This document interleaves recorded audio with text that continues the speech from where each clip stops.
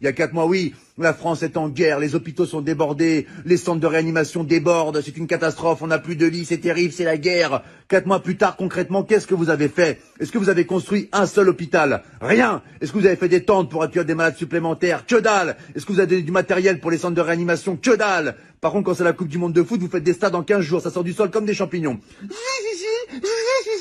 Les stades, ils les font en 3 semaines. En Chine, ils ont fait un hôpital en 10 jours. Nous, ça fait 4 mois, on n'a même pas des couvertures en plus. Un oreiller non plus? Bon bah écoute, c'est super, hein, vive la France. Et arrêtez de nous balancer de la poudre aux yeux pour camoufler vos incompétences à parler de l'islam H24, c'est terrible. Les femmes voilées, les piscines séparées pour les femmes, le séparatisme, les extrémistes, les hommes qui se douchent en caleçon après, c'est un signe de radicalisation. Vous allez arrêter de casser les couilles aux musulmans, mais c'est quoi ce bordel? Là, si ça continue à ce rythme-là, ils vont dire que le coronavirus il a muté et que les musulmans ont créé une bactérie qui s'appelle le Hamid-19.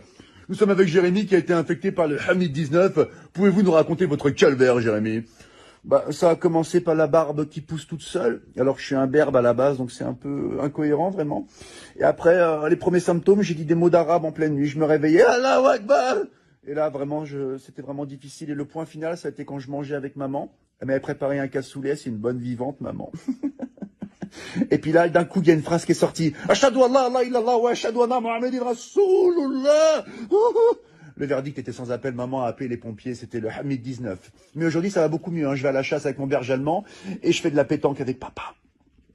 Voilà, c'était Jérémy qui a été infecté par le Hamid-19. Laissez les musulmans tranquilles, c'est insupportable. On a l'impression qu'il y a que eux qui existent dans le monde, vous les massacrez H24. Là, je m'adresse au peuple de France. Il faut qu'on défende nos frères musulmans, ce sont des Français à part entière comme nous. C'est comme si on laissait un gamin à l'école se faire tabasser par 10 personnes et qu'on réagissait pas. Il faut qu'on les défende, d'accord? Les médias se servent d'une minorité pour salir une majorité. Ils leur cassent les couilles. La plupart des musulmans, ils sont en France, ils sont sans problème, on les entend jamais. Ils veulent une vie tranquille comme vous, comme moi, comme nous tous.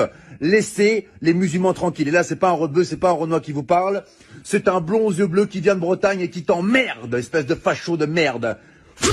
Ah oui, attention, j'ai fait du Krav Maga, moi je te